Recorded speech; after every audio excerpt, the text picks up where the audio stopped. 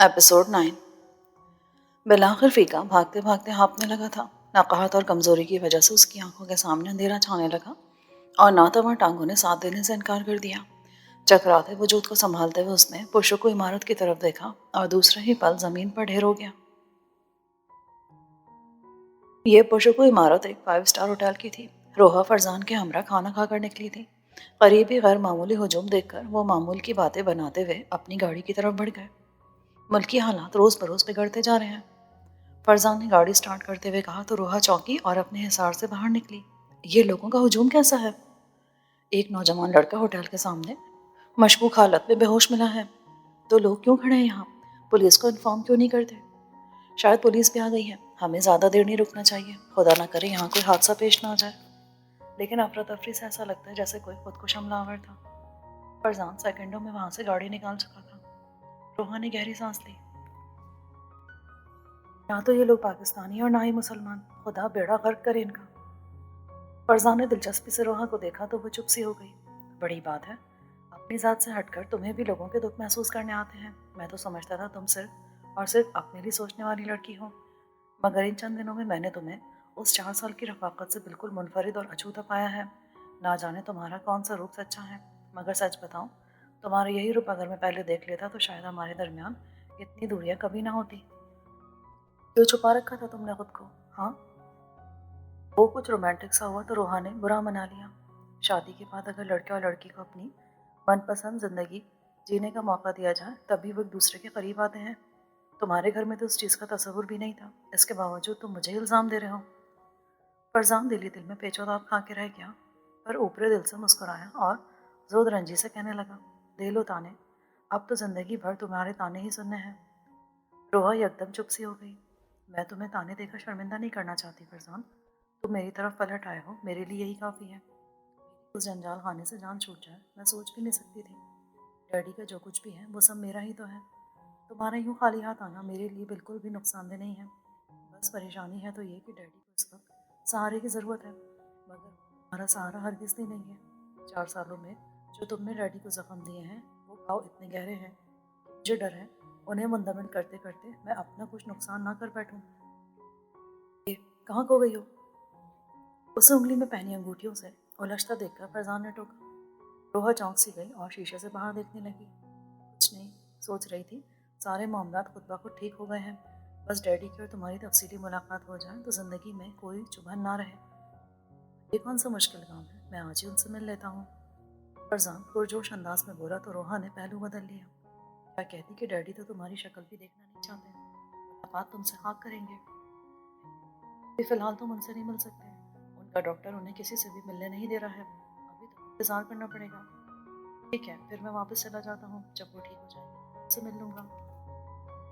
तुम तो कह रहे थे कि तुम खुद को यहाँ सेटल करने वाले हो, फिर ये जाने का जिक्र? रोहा ने हैरत से फरजान की तरफ देखा।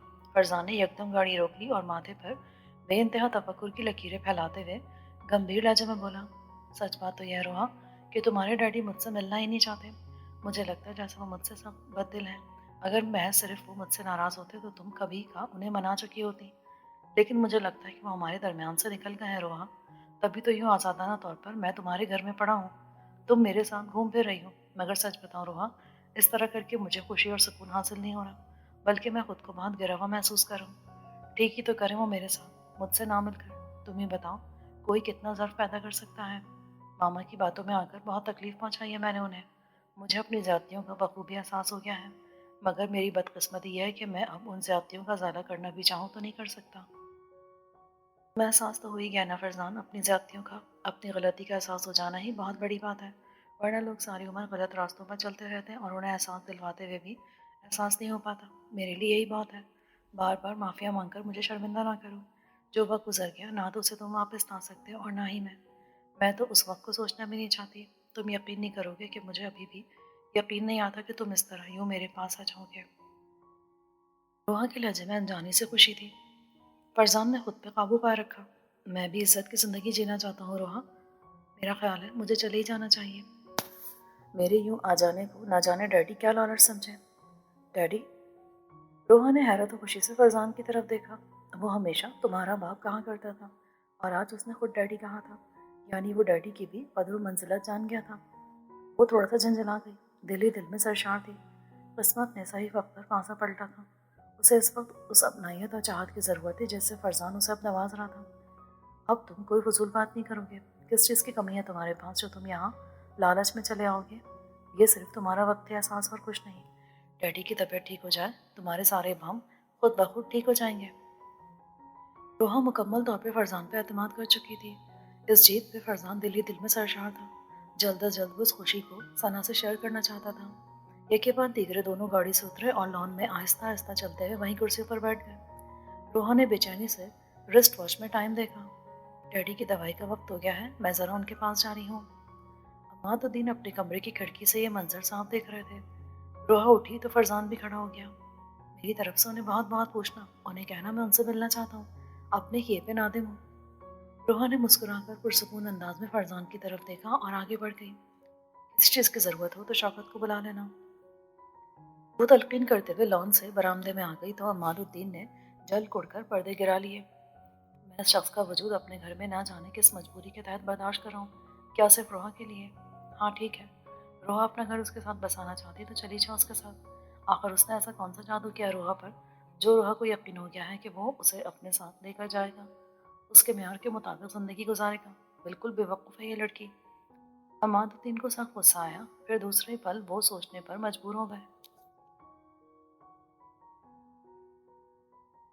यही तो जगह है।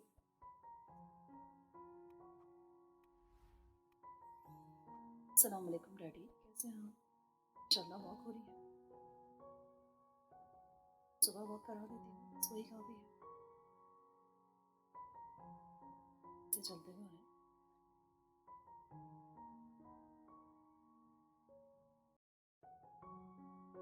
सांसें भी कुछ तेज लग रही हैं। चेक करती हूँ। रोहा ने बीपी चेक करने वाले आले की तरफ हाथ बढ़ाया। उसका हाथ पकड़कर रोक दिया। उससे कुछ बात करनी है। वो बिल्कुल संजीदा था। रोहा चौंक सी गई। अभी कुछ देर कबल उसके जिस्म में जो तरंग नुमाया थी मफकूद हो गई। ना जाने वो क्या पूछना चाहती। फिर उन्होंने फरजान के मुतालिक पूछा तो वो किस तरह कायल करेगी उन्हें? फरजान के जिक्र से तो अब यह हाल था कि उनका बीपी सात हालात में वो ये रिस्क कैसे ले सकती थी? हम फिर बातें कर लेंगे, अभी मुझे आपकी तबीयत ठीक नहीं लगी। क्या तुम फरजान के साथ घर बसाने पे संजीदगी से कायम हो? उनका सवाल दो टोक था। रोहा एकदम चुप हो गई। मुझसे कुछ पूछना रोहा, फरजान तुम्हारा शौहर है, मैं तुम्हारा। जो तुम यूँ सर झुकाकर बैठोगी? मुझे बताओ, 4 साल जिस अजियत में उसने तुम्हारे गुजरवाए हैं, अब वो दोबारा घर बसाने के बाद वैसे हालात नहीं करेगा? क्या तुम्हें इस चीज़ का यकीन हो गया है? इसके सिवा कोई चारा भी तो नहीं है। वहाँ का मुबहिम सा जवाब अमादुद्दीन को हैरान कर गया। मजबूरी में उसके साथ बसने जा रही हो? किस चीज़ की कमी है तुम्हें यहाँ? होश में आ गए। रोहा गड़बड़ा गई। मेरा मतलब ये नहीं था डैडी। फिर तुम्हारा क्या मतलब था? मेरा तमाशा देखने आया है, क्या कर रहा है वो यहाँ? तो इस हाल में पहुँचाने में फरजान कहीं नहीं, खुद मेरा भी बड़ा अमल दखल है डैडी। बेटी के बयान पे अमादुद्दीन को बहुत बड़ा झटका लगा। लेकिन अब मुझे अपने पैरों पर खड़ा होना आ गया है और मैं जान गई हूँ सहारे सारे वक्ती तौर पर तो बहुत अच्छे लगते हैं, लेकिन ये इंसान को मफलूज बना देते हैं और आपके सहारे ने मुझे वाकई मफलूज बना दिया था। मैं आपकी मोहब्बत को कोई इल्ज़ाम नहीं दे रही, मैं सिर्फ कमजोरी और खौफ का जिक्र करी हूँ। आहिस्तेगी से बोली, फिर सर झुका लिया। डैडी, सोचा कि आपकी बेटी की ज़िंदगी में इतनी मुश्किलात क्यों आई? इसलिए कि लम्हा ब लम्हा आप उसे सहारा देते थे। अक्सर मेरी छोटी से छोटी बातें, मामूली बातें भी ध्यान से सुना करते थे। मैं ये नहीं कहती कि आपने कभी मुझे समझाया नहीं, हमेशा मुझे समझाते थे, अगर ना जाने क्यों मैं सब कुछ सुनकर भी खुद को हौसला नहीं दे पाती थी। बस मेरी कोशिश होती थी कि आप मेरा हाथ छोड़ें। आप तसव्वुर करती थी डैडी, आपने मुझे पल पल तहफ़्फ़ुज़ तो दिया, मगर उस खौफ से मेरा पीछा ना छुड़ा सकी जो हर वक्त मेरे अंदर आता था। काश आप मेरे उस खौफ को बाहर निकाल देते तो आज आपकी बेटी जाने का मौजब ना बनती। अमादुद्दीन ने गौर से रोहा को देखा। आज वो कैसी बातें कर रही थी? कैसा खौफ? अमादुद्दीन ज़ेरे लब बड़बड़ाए। तनाई का खौफ डैडी, पीछे रह जाने का खौफ, आपसे बिछड़ जाने का खौफ। स्कूल के ज़माने में एग्ज़ाम का वक्त आता था तो मुझे अच्छे से अच्छे ट्यूटर की मौजूदगी में भी आपके सहारे की ज़रूरत होती थी। सारा सिलेबस अच्छी तरह रट लेने के बावजूद भी मुझे ये खौफ रहता था कि मैं फेल हो जाऊंगी, और मैं सहम और वसवसे पे रोया करती थी। मुझे ये खौफ क्यों लाहक रहता था डैडी, जबकि मैं किसी एक इम्तिहान या पर्चे में भी फेल नहीं हुई। बेशक मैं आला पोजीशन नहीं ले पाती थी, मगर फेल भी नहीं होती थी। तब आप मुझे कहते थे, तुम फेल नहीं होगी रोहा, बेफिक्र साथ में। अंदर उम्मीद की किरणें जलने लगती, साथ है ना, अब मैं पास हो जाऊंगी। मैंने ऐसा क्यों नहीं सोचा कि मेरे पास या फेल होने में डैडी का हिस्सा क्यों कर हो सकता है। मुझे जो कुछ करना है अपनी हिम्मत, हौसले और जहानत से करना है। ऐसी सोच मेरे अंदर परवानी ना चढ़ सकी। शायद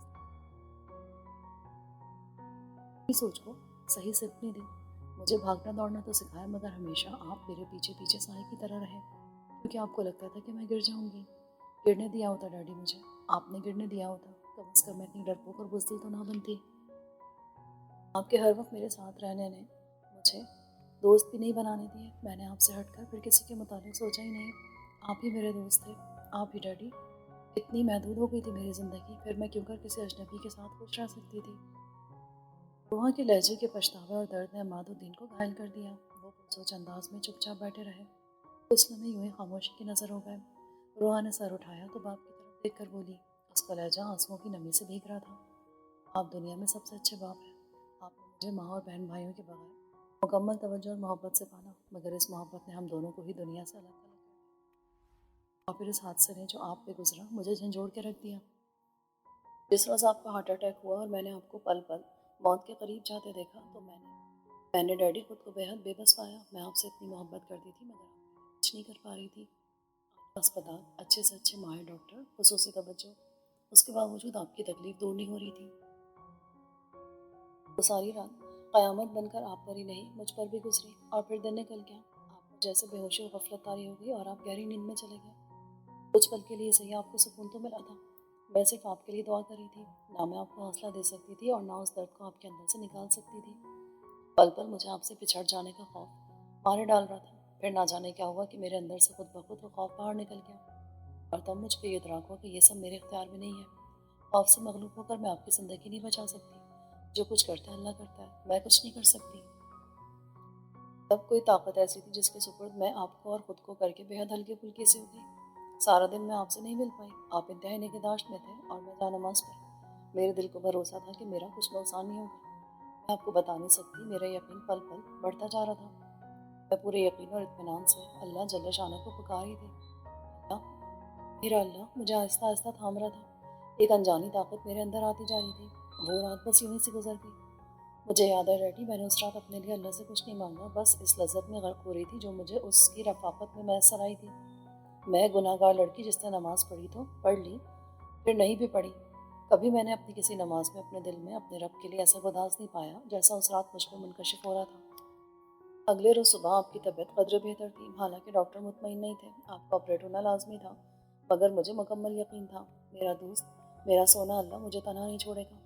गुज़िश्ता 6 माह में मैंने खुद पे अपने अल्लाह का ख़ास करम पाया है। इतना कहकर रोहा हंस दी। हालांकि वो तो हमेशा ही करम से नवाजता आया है, मगर हम खुद ही नादान और अंधे लोग हैं।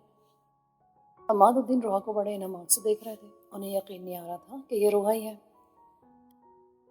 फरजान के यूँ अचानक एकदम आ जाने को मैं कोई मुआवजा तो नहीं कहती, लेकिन ये भी हो सकता है कि अल्लाह हमारे लिए कुछ बेहतर करना चाहता हो। तभी उसने फरजान के दिल में नेकी डाली हो। शायद मेरा अल्लाह आपकी तकलीफ, आपकी सोचें ख़त्म करना चाहता हो, ताकि आप जल्द अज जल्द सेहतियाब हो जाएं। क्यों ना हम फरजान के यूँ आ जाने को पॉजिटिव अंदाज में सोचें डैडी। बेशक मुझे अपने रब पर गुमान है। मेरी बीमारी ने तुम्हें एक नई सोच और नई तवानाई अता की हैं। तुम्हारा राब्ता, तुम्हारा भरोसा और ताल्लुक़ अल्लाह से इस्तेवार हुआ। इससे बढ़ के मेरे लिए खुशी की बात कौन सी होगी। अमादुद्दीन ने रोहा के सर पे हाथ रखा और नरमी से मुस्कुराया। आज से मैं इस दिल के आर्ज़ी को ज़हमत नहीं, उस रब की ख़ास रहमत समझूंगा जिसने मेरी बेटी को सही मानों में भरपूर सोच से नवाजा और शख्सी कमज़ोरियों से निकाला। मगर बेटा, हमें अपने रब पे तो यकीन था, है और रहेगा। मगर ये जो दुनिया है ना, बेशक उसी रब की बनाई हुई, मगर इंसान बड़े जालिम और मक्कार होते हैं। तो फरजान के साथ जिस तरह चाहे ज़िंदगी गुजारो, लेकिन गाफिल मत होना। अल्लाह से यारी लगाई है, दुआ करती रहना कि वो तुम्हें किसी आजमाइश में डालकर तुम्हारी मोहब्बत को ना आजमा ले। फरजान का ताल्लुक बहुत से लोगों से वाबस्ता है, खासतौर पर उसकी माँ जो साए की तरह उसके साथ साथ रहती थी। तुम्हें हंसता बसता शायद ना देख सके। आप बेफिक्र हैं, यह किस्सा भी पारीना हो चुका है। फरजान हमेशा के लिए यहीं आ चुका है। उसने माँ से ताल्लुक ख़त्म कर लिया है। ताल्लुक ख़त्म कर लिया? ऐसा नहीं हो सकता। ज़रूर ये माँ बेटे की मिली भगत होगी। गॉड सेक डैडी, फरजान मुझे यहाँ से उठा कर तो नहीं ले जाएगा ना? मैंने तो यही रहना आपके पास। फरजान अगर यहाँ रहेगा तो ठीक है, कर लेगा, और रहेगा उसके घर वाले तो मुझे पता है उनमें से कोई यहाँ नहीं आएगा। और फरजान की मदद तो और किस नहीं, वक़्त उनके मैं तो बहुत बुरी जादू, मेरे जादू में इतनी ताकत कहाँ कि फरजान की अम्मी को आराम कर सकें। अमादुद्दीन इरशाद बेगम की तोहम परस्ती से बखूबी वाकिफ थे। वो थोड़ा सा हंस पड़े और तंजिया बोले, फरजान के यहाँ आने को भी वो जादू से ही मामूल कर रही होंगी, नादान और कमअक्ल औरत। रूहा तासुब से मुस्कुरा दी, इतनी देर से बातों में लगा रखा जबकि मैं आपको दवा देने के लिए आई थी। रूहा साइड टेबल से उनका मेडिसिन बॉक्स निकाल कर टैबलेट ढूंढने लगी। अगले महीने जब मैं आपका चेकअप कराने लंदन जाऊंगी ना, तो हम टोरंटो और आयरलैंड भी घूम कर आएंगे, आप बस जल्दी जल्दी अच्छे हो जाएं। ये कहते थे उसने उनकी तरफ दवा बढ़ाई तो अमादुद्दीन ने इस बात में गर्दन हिलाकर हंस दी है। होश आया उसे? इंस्पेक्टर रशीद अकबर ने वार्ड में दाखिल होकर ऑफिसर से इन्फॉर्मेशन ली। थोड़ी देर तक होश आ जाएगा सर, ऐसी कोई खास प्रॉब्लम नहीं लगती, बज़ाहिर कमजोरी दिखाई देती है। सच और रबनवाज ने डॉक्टर्स की इत्तला वहाँ पहुँचाई।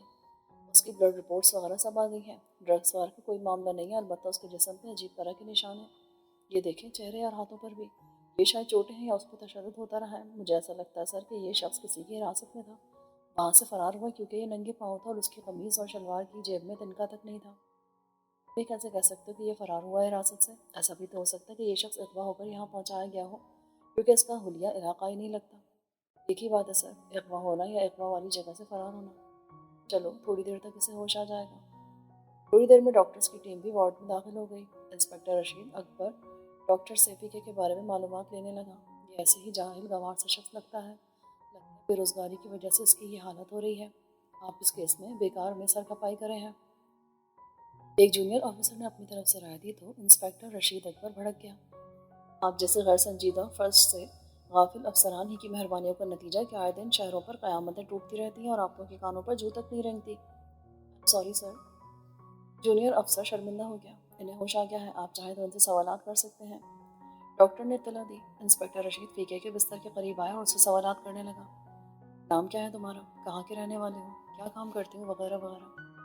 फीके ने घबराए हुए अंदाज में डॉक्टर्स की फौज की तरफ देखा, फिर सामने खड़े पुलिस वालों की तरफ। उसका घबराया जाना यकीनी था। वो खामोश था कि अचानक कुछ लोग अंदर आए। वो मुख्तलिफ चैनल्स के सहाफ़ी थे। सर हमें इत्तला मिली कि आपने खुद को हमलावर को जिंदा सलामत पकड़ लिया है। हम उसकी फुटेज लाइव दिखाना चाहते हैं। आप हमें बताएंगे कि इस खुदकुश हमलावर का ताल्लुक किस इलाके से था और इसके कौन से मजमूम अज़ाइम थे। व्हाट नॉनसेंस, आपसे किसने कहा कि यह खुदकुश हमलावर है? अभी तो पुलिस ने तहकीक भी नहीं की और आप लोग। सर मालूम हुआ कि चंद खुदकुश हमलावर इस्लामाबाद और लाहौर में दाखिल हो गए हैं। आई एम सॉरी, बिना तफ्तीश के हम लोग कुछ नहीं कह सकते, प्लीज़ इन्हें बाहर निकालें। इंस्पेक्टर ने माजरत खान अंदाज में कहा और चैनल वालों को बाहर निकाल दिया गया। यही पल मुल्क के तमाम चैनल्स पर एक खुदकुश हमलावर के बारे में इत्तला नशर हो गई। इंस्पेक्टर रशीद अपनी तफ्तीश में लगा हुआ था। पहले पल तो फीका घबराया घबराया सा रहा, फिर उसने सब कुछ सही सही बता दिया। उसने बताया कि वह गांव का रिहायशी है। उसे अगवा करके जहाँ रखा गया था वहाँ और भी बहुत से लोग थे जो कैद थे। क्या कहते थे वो लोग तुमसे, कोई ख़ास काम करवाते थे? नहीं, बस मारते थे और कुछ नहीं। कोई ख़ास ट्रेनिंग देते थे, कोई खुसूसी दर्स वगैरह? पता नहीं, मुझे तो एक कमरे में बंद करके रखा था, लेकिन वो जगह बहुत बड़ी थी, बाहर से बंदूकें चलने की आवाज़ें भी आती थी। ज़रूर कोई तरबियत गाह होगी वो। मैं बताओगे कि वो जगह कहाँ है? नहीं जी, मैं तो रास्ते भी नहीं जानता। हाँ, अलबत्ता अगर मुझे वहाँ ले जाया जाए तो मैं जगह पहचान लूँगा। यानी तुम इलाके को पहचान लोगे? फीका मुतज़ब्ज़ब सा हो गया, फिर सोचते हुए बोला, इलाका तो शायद ना पहचान सकूँ। हाँ लेकिन सर, मैं जब वहाँ से निकला तो उस कैद खाने के सामने एक बहुत बड़ी खाली जगह कचरे के ढेर से भरी हुई थी ज़मीन पर, और वहाँ एक लोहे की बहुत ऊंची सीढ़ी भी बनी थी। ये मोबाइल टावर की बात कर रहा है सर। जूनियर ऑफिसर ने फीके की तशबीह की तर्जुमानी की। इंस्पेक्टर रशीद ने तायद की। इसके अलावा इर्द गिर्द वहाँ कोई खास इमारत हो? इर्द गिर्द तो जी खाली जगह ही थी, दूर दराज छोटे मोटे मकान थे। हाँ, वहाँ गिरजाघर भी था, रोज़ उसकी घंटी मुझे सुनाई देती थी। क्या तुमने बाहर निकलने के बाद उस चर्च को देखा था? नहीं सर, मैंने वो चर्च नहीं देखा। हो सकता है कि वो चर्च पिछली साइड पर हो। इंस्पेक्टर रशीद खुद से बोला। गुड, अब हमें वो जगह तलाश करने में ज़्यादा मुश्किल नहीं होगी। कौन सा रंग बताया था तुमने उस इमारत का? पीला पीला सा था सर। ज़रूर ये जगह शहर से अलग है। गाँव में किसी से दुश्मनी तो नहीं थी तुम्हारी? नहीं जी, हम कमी कमी इन लोगों की किससे दुश्मनी हो सकती है? तो तुम गाँव से शहर तक कैसे आए? तुम्हें पता नहीं चला? तुमने शोर नहीं बचाया, किसी को मदद के लिए नहीं बुलाया? फीका याददाश्त पर जोर डालने लगा। 6 माह पहले क्या हुआ था? वो जानवरों का चारा लेने के लिए निकला था। किसी ने पीछे से आकर उसकी नाक पे कुछ रखा। उसका दम घुटने लगा। वो शोर मचाना चाहता था मगर बेदम सा हो गया। इसके बावजूद उसकी आंखें देख सकती थी। उसने बहुत चाह के देखे कौन लोग हैं, लेकिन किसी ने आंखों पे पट्टी बांधी और बस फिर वो गाफिल हो गया। ना जाने पट्टी कब हटी। बहुत देर तक उसे कोई दिखाई न दिया। वो कोई अनजान सी जगह थी जो गांव की नहीं लगती थी। बाहर ट्रैफिक का बहुत शोर था। ट्रैफिक का शोर? इंस्पेक्टर चौंका। यानी जो भी जगह है वो लबे सड़क है। अगर उन लोगों को तुम्हारे सामने लाया जाए तो तुम पहचान लोगे? मेरे पास तो सर एक ही शख्स आता था। यानी वो बॉस नहीं था, मुलाजिम था? जी हाँ, ऐसे ही लगता है। तुमने कभी सुना हो वो लोग आपस में क्या बातें करते थे? पता नहीं जनाब, वहाँ आवाज़ें तो बहुत आती थी मगर पता नहीं लगता था। ये तुम्हारे जिस्म पर निशान कैसा है? फीकर रोने लगा। सर, मैं जिस खिड़की से निकल कर भागा था वो बहुत छोटी थी। उसमें लोहा लगा हुआ था, खारदार तारे। जब मैं उसमें घुसा तो मुझे लगा मेरे वजूद उसमें कट कर रह जाएगा और मैं यहीं मर जाऊंगा। लेकिन अल्लाह ताला ने मुझे बचा लिया और मैं वहाँ से भाग निकला। फीकर रोने लगा। मुझे अपने गाँव जाना है। चले जाना, बल्कि हम तुम्हें खुद छोड़ कर आएंगे। थोड़ी सी कानूनी पेचीदगियाँ हैं, ये खुल जाएं फिर तुम आज़ाद हो। वैसे भी तुम अब इस तरह गाँव में जाकर भी नहीं रह सकते। तुम्हारी जान को खतरा क्योंकि तुम गाँव ही से अगवा हुए हो। कहीं ऐसा ना हो तुम्हारा दुश्मन गाँव में ही छुपा हो। इसलिए जब तक मुजरिम गिरफ्तार नहीं होता तुम पुलिस की हिरासत में खुद को महफूज समझो। यही तुम्हारे लिए बेहतर है। जनाब, लाहौर में खुद कुछ धमाका हुआ है, बहुत जानी नुकसान हुआ है। What nonsense! इंस्पेक्टर रशीद ने अचानक आने वाली इत्तला पर भिन्ना कर अपनी कनपट्टियाँ थाम ली। फिर दूसरे लम्हे अपनी सितारे वाली टोपी सर पे जमाते हुए उठ खड़ा हुआ। किसी भी मशकूक जगह और मशकूक सवारी और मशकूक इंसान से गफलत बरतने का मतलब सिर्फ और सिर्फ मौत था। इंस्पेक्टर ने दिली दिल में तहैया कर लिया कि वो ज़रूर उस ठिकाने का पता लगा कर रहेगा। सुअर की औलादो, तुम्हें नमक हरामी के लिए रखा हुआ मैंने। वो कल से फरार है और तुम मुझे आज इत्तला दे रहे हो। साहब, हमें पता ही नहीं चला कि वो कब यहाँ से भाग गया। क्यों? नशा पीकर सोते हो तुम लोग जो तुम्हें पता नहीं चला? अगर वो कमी कमीन सीधा गांव पहुंच गया तो दो कौड़ी की भी इज्जत नहीं रहेगी हमारी। आप फिक्र न करें साहब, हमारे आदमी पागल कुत्तों की तरह ढूंढ रहे हैं उसे। दो बंदों को भी खुफिया तौर पर गांव भेज दिया है। अगर फीका उधर नजर आए तो गोली मार देंगे उसे। हाँ, ताकि आसानी से फांसी का फंदा मेरे गले में अटक सके। मलकू गुस्से से चिल्लाया। ऐसी कोई हरकत करने की जरूरत नहीं है, मैं खुद ही शहर आ रहा हूँ। गुस्से से बेहाल होते मलकू ने फोन पटका और शहर जाने की तैयारी करने लगा। होटल के कमरे में पहुंचते इरशाद बेगम और शमा के फ़ोन पे फ़ोन आने लगे। तुम ठीक हो ना ज़ेबन? अपना ख्याल रखना। दरवाज़ा बंद करके सोना। किसी से फ्री मत होना, किसी से ज़्यादा करीब मत होना। वो पहले से ही हवास व्याख्ता थी, ऊपर से ये टेलीफोन कॉल्स उसके औसान ख़ता हो रहे थे। कामरान अभी थोड़ी देर पहले ही यहाँ से होकर गया था। ज़ेब, आप ऐसा करें, फ्रेश होकर डाइनिंग हॉल में आ जाएं। यूनिट के हमरा डिनर कर लें, फिर हम लोग कल की शूटिंग के बारे में कुछ रिहर्सल कर लेंगे। बल्कि जिस सॉन्ग पे आपको मूवमेंट और एक्सप्रेशन देने हैं वो भी आपको देखने का मौका मिल जाएगा। ओके, जल्दी आ जाएं। Rehearsal, shooting, song, movement, expression, क्या कह रहा था कामरान? उसे खाक भी पल्ले ना पड़ा और वह आवाज़ बाख्ता सी ऐसे ही बैठी रही। काफ़ी देर वो यूं ही परेशान सी रही। तब वेटर ने आकर कहा कि सब लोग खाने पर उसका इंतज़ार कर रहे हैं। खाने पर? उसकी रूह फना हो गई। कैसे चम्मच से वो मेज़ पर बैठकर खाना खाएगी? हालांकि शमा ने उसे प्रैक्टिस भी कराई थी, मगर सिर्फ प्रैक्टिस करने से तो वो मॉडर्न नहीं बन सकती थी। इसके लिए तो पढ़ा लिखा होना बहुत ज़रूरी था, जबकि वो 5 जमातें ही पढ़ी हुई थी। इस अज़ाब में फंस गई थी वो। उसे चाहिए था कि वो इनकार कर देती। कैसे भुगताएगी ये सब कुछ? उसे खुद पे रोना आ रहा था। मेरी तबीयत ठीक नहीं है, ऐसा करो मुझे खाना यहीं ला दो। खाना तो ऊपर आ गया मगर शूटिंग के लिए तो उसे नीचे ही जाना था। यूँ फंसी हुई पैंट शर्ट में सबके सामने जाते हुए उसे सख्त शर्मिंदगी और निदामत हो रही थी। रात गए कामरान उसके रूम में आया तो वो कुछ खफा सा था। सब लोग आपका इंतजार कर रहे हैं और आपने अभी तक खाना नहीं खाया। जेबन ने उसे देख के नजरें चुरा ली। ठीक है, फिलहाल आपका मूड नहीं था काम करने का तो ना करें। कम से कम दूसरों का काम तो देखें, इससे आपको सीखने का मौका मिलेगा। काम करना आएगा, करने से काम आता है। यूँ तो नहीं कि बैठे बैठा इंसान शोहरत को छूने के ख्वाब देखने लगे। उसके टस से मस न होने पर वो झंझला सा गया। मैं किसी शोहरत के ख्वाब नहीं देख रही कामरान साहब, आप खुद। ओके ओके, मैं समझता हूँ आपकी फीलिंग्स। वाकई आपके लिए सब कुछ नया और मुश्किल है, मगर हम लोग आपकी मुकम्मल सपोर्ट करेंगे। आप फिक्र क्यों करी हैं? ज़ेबा ने रोना शुरू कर दिया। उसे दादी बहुत याद आ रही थी। उसे क्या पता था कि सिर्फ दादी के चले जाने से पूरी दुनिया जहन्नुम बन जाएगी। मुझसे सब कुछ नहीं होगा कामरान साहब, जैसा आप चाह रहे हैं मैं ऐसा कुछ भी नहीं कर पाऊंगी। आप सिर्फ अपना वक्त ज़ाया करें हैं। अल्लाह के वास्ते मुझे माफ़ कर दें, मुझे मेरे हाल पर छोड़ दें। मैं मर जाऊंगी, मैं ऐसा कुछ नहीं कर सकती, मुझे मेरे हाल पर छोड़ दें। उसने जो रोना शुरू किया तो कामरान गहरी सोच में पड़ गया। बहुत देर के बाद वो बोला, अच्छा ठीक है, आप आराम करें, हम सुबह बात करेंगे। ये कहकर वो कमरे से निकल गया। अरे यार, तुम्हें यहाँ आना पड़ेगा। میں بہت مشکل میں پھنس گیا ہوں۔ سارا یونٹ تیار ہے مگر وہ لڑکی انکاری ہو گئی ہے۔ کامران اپنی بیوی سے بات کر رہا تھا۔ وہ بہت دیر تک اسے زیبن کے متعلق بتاتا رہا۔ فرح نے بتایا کہ وہ کل صبح کی فلائٹ سے پہنچ رہی ہے۔ کامران کی ساری الجھن دور ہو گئی۔ پورا 1 ہفتہ ہو گیا ہے، جب فون ملاؤ کاٹ دیتی ہے یا فون بزی رہتا ہے۔ آخر چکر کیا ہے کچھ سمجھ میں نہیں آ رہا۔ مجھے تو یہ کامران ہی کوئی فراڈیا لگ رہا تھا، مگر اس کی ماں تو 20 مرلے کی کوٹھی میں بڑے مزے سے بیٹھی ہے۔ یہ خدشہ تو نہیں کہ وہ اسے بھگا کر لے جائے گا، مگر کمبخت فون پہ بات کیوں نہیں کراتا؟ شمع نے بیزاری سے ماں کی طرف دیکھا۔ آپ کو تو ہر کام کی جلدی رہتی ہے، جبکہ ایسے کاموں میں وقت بہت لگتا ہے۔ ہاں، تمہیں تو تجربہ ہے نا، ایسی کون سی نمبر 1 ہیروئن بن گئی ہے جو اس کے پاس وقت نہیں ہے؟ فون دو، میں خود ملا کر پوچھتی ہوں کہ وہاں کیا ہو رہا ہے۔ ماں کے تیور دیکھ کر شمع نے ماتھا پیٹ لیا۔ خدا کے واسطے ماما کچھ صبر کریں اور بار بار فون ملا کر وہاں یہ ظاہر نہ کریں کہ ہمیں زیبن پہ یا کامران پہ بھروسہ نہیں ہے۔ اس سے ان لوگوں کا ہی نہیں ہمارا امیج بھی خراب ہوتا ہے۔ ہم اب ایک علاقے میں رہ رہے ہیں، اپنی سوچ کو اوپر لائیں۔ یہ ماڈرن علاقہ ہے، ویسے بھی کوئی سیریل یا فلم تو نہیں جو مہینوں ہم اس مشکل میں پھنسے رہیں گے۔ بقول کامران صاحب کے ہفتے 10 دن کا کام ہے، وہ خود ہی زیبن کو یہاں چھوڑ جائیں گے۔ آپ اطمینان رکھیں، فضول میں آپ اپنی انرجی ویسٹ کر رہی ہیں۔ فرزان کی فکر ہے آپ کو، کچھ 1 مہینہ ہو گیا اسے یہاں، اور اس نے فون کر کے اپنی خیریت بھی نہیں بتائی۔ میں فون ملاتی ہوں تو کوئی اٹینڈ نہیں کرتا۔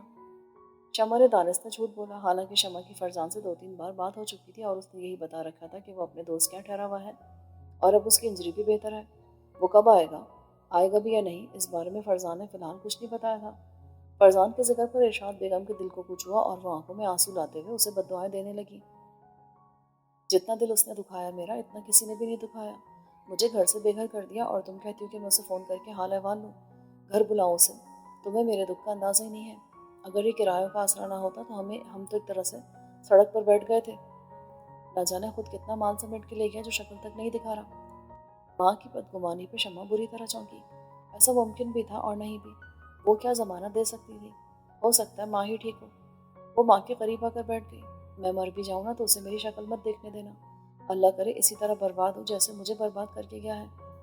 میں نے تو جیتے جی غیور احمد پہ مٹی ڈال دی، فرزان پہ بھی ڈال دوں گی، اور ظہور تو کسی بھی لائق نہیں۔ یہ پوت میں نے اسی لیے مانگے تھے کہ مجھے یوں بڑھاپے میں رسوا کریں گے۔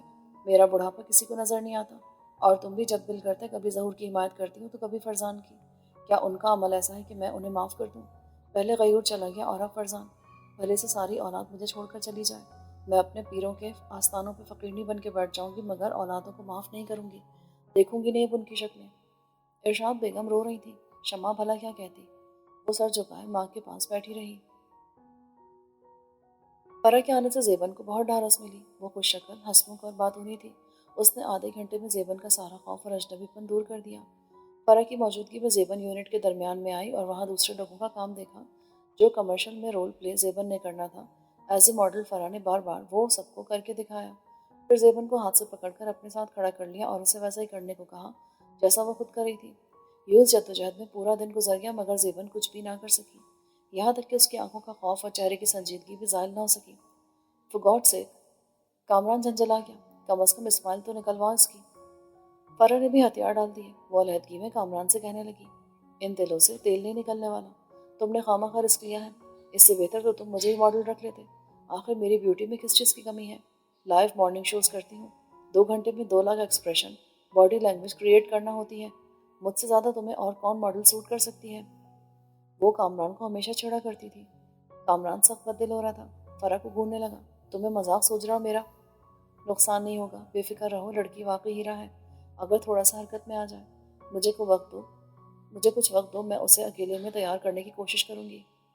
پھر فرح نے ایسا ہی کیا، رات اکیلے میں اسے تیاری کرائی۔ اکیلے میں کم از کم زیبن نے حرکت تو کی تھی مگر وہی آنکھوں کی حیرانی اور چہرے کی سنجیدگی ہنوز باقی تھی۔ اس طرح تو کام نہیں چلے گا بھائی۔ فرح تھک کر بیٹھ گئی۔ ہنسو یار، ہنسو، کھلکھلاؤ، انجوائے کرو۔ ہزاروں لڑکیاں آڈیشن دینے کے لیے تڑپتی پھرتی ہیں اور تمہیں بیٹھے بٹھائے چانس مل گیا۔ تمہیں ٹی وی پہ آنے کی دیر ہے، دیکھنا کہاں سے کہاں جاؤ گی۔ فرح اپنے تئیں لالچ دے رہی تھی۔ فرح کی بات پہ زیبن پاتال میں چلی گئی۔ اس کے اندر کے سناٹے اور بھی گہرے ہو گئے۔ وہ اس راستے پہ چلنا نہیں چاہتی تھی مگر اسے مجبور کیا جا رہا تھا۔ کیوں؟ وہ رونے لگی تھی۔ فرح نے سرنڈر کر دیا۔ اچھا بابا ٹھیک ہے، میں بھی تھک گئی ہوں اور تم بھی رو رہی ہو، بہتر ہے کہ آرام کر لیتے ہیں۔ فرح وہیں بسر گئی۔ زیبن گمسم بیٹھی رہی۔ گھر والے یاد آ رہے ہیں؟ فرح کا سوال کتنا عجیب تھا۔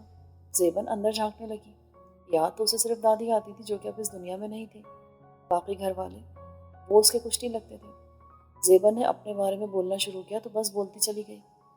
تو گویا یہ ہے تمہارا پرابلم؟ فرح سوچ میں پڑ گئی، پھر زیبن کو حوصلہ دینے لگی۔ دیکھو، جو کچھ تم نے بتایا ہے، تمہارا دنیا میں کوئی ہمدرد نہیں ہے، تمہیں اپنے لیے خود مضبوط ہونا ہے، اپنے پیروں پہ کھڑا ہونا پڑے گا۔ تم سب کچھ کر سکتی ہو زیب، سب کچھ۔ اپنے خود سے باہر آؤ، ہم سب تمہارا ساتھ دیں گے۔ فرح کی باتیں زیبن کو ڈھارس دے رہی تھیں، اس کی سوچ بدل رہی تھی، اسے زندگی کو نئی طرح گزارنے کا سبق دے رہی تھی۔ دیکھو، تم صرف ایڈ کری ہو، فلم نہیں، جہاں تمہیں لباس پہ اعتراض ہوگا یا سین وغیرہ فلم بند کرانے پہ، عام سے لباس میں تمہیں صرف ہنستے مسکراتے ہوئے ایک دو ہچکولے کھانے ہوں گے، ماڈلنگ کرنا ہوگی۔ فرح کی بات پہ زیبن کو ہنسی آ گئی۔ ہنستے ہوئے وہ کتنی خوبصورت لگ رہی تھی، فرح زیبن پہ سے نظریں ہٹانا بھول گئی۔